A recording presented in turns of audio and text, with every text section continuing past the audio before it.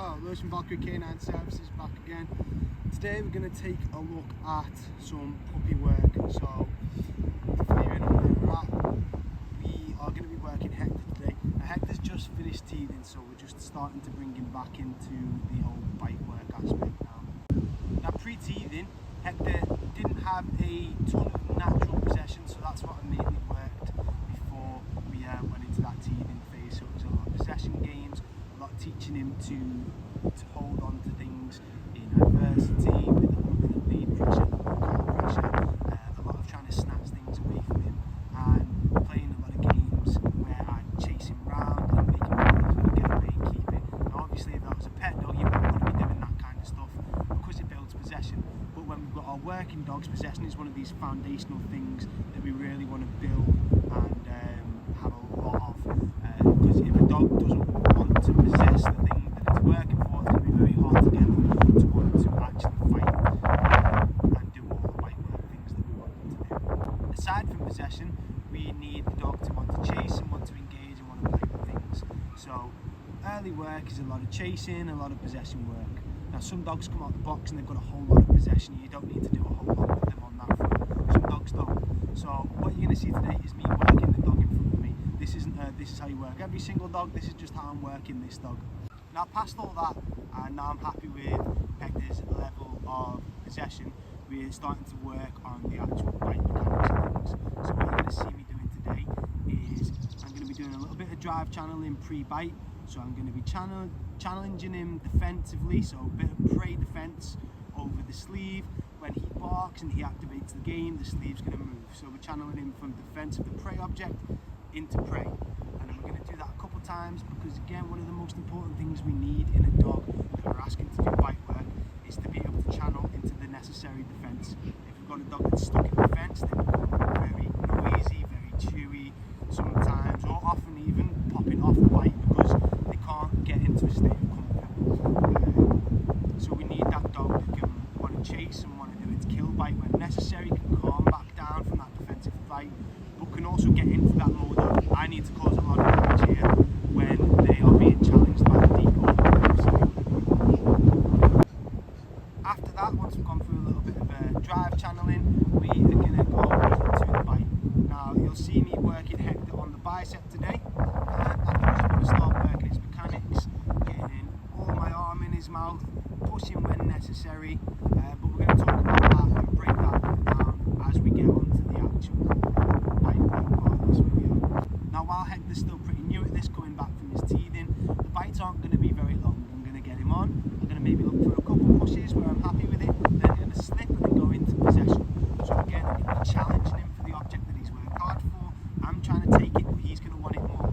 And again, this is what we really want to see out of him. We really want to see that, oh, this is mine, I worked for this, this is mine. So before we get him out, I'm going to take it over to where we're going to be doing the bite work, and I'm going to just talk you through the equipment that we're using today. Okay, so equipment we've got today, we've got a little bit of a flat stick, just to start making some noise, getting used to this, being something, having a bit of a distraction in the decoy's hand. I'm not going to be using it to sort of touch him or anything right now, it's just going to be a bit of a peripheral until we get on the bite, then we're going to drop it. The sleeve that I'm using today is a Euro #1, so it's just a puppy sleeve. It's nice and thin, so there's not a lot of material for it to get. What we want to be building straight away from the beginning is to be looking for the man in here. We don't want a dog that's satisfied with sleeve, we want a dog that's on the man. Finally, for back tie, I'm going to be using one of these tether poles. So this is just so I can control where the dog is. I can use it to build a little bit of frustration and deliver the bite where I want it, and keeping him where I want him. So, without any further ado, let's go get Hector out and start.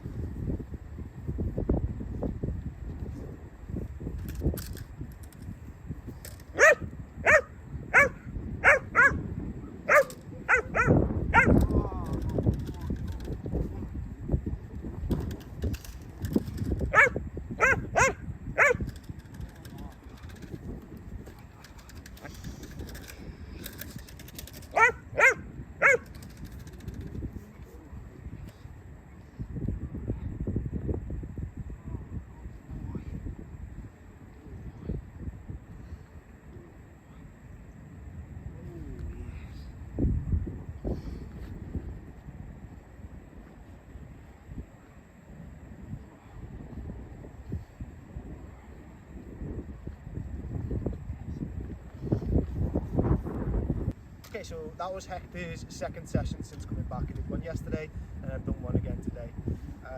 So you can see the initial stages, all the prey guarding, channeling to prey. Hektor's very good at, he knows the bark to move the decoy, he understands that whole aspect of the game. Bark, bark, bark, moves the decoy, moves the decoy, moves the decoy, moves the decoy in for a bite. So he's well versed at that bit, very happy with that stage there. So the next bit that we look at is that strike. So Hektor's coming in, he's biting with a full mouth onto the bicep, even though he's got quite a small mouth and he's really having to open up to get his mouth around the whole bicep. He's doing that pretty well, he's getting on, and then you can see from there, I'm keeping him really tight. I'm not allowing him to move around the whole lot, so by closing my arm up like this, he can't really move around the bicep here. So I'm really controlling the mechanics and keeping him where I want him.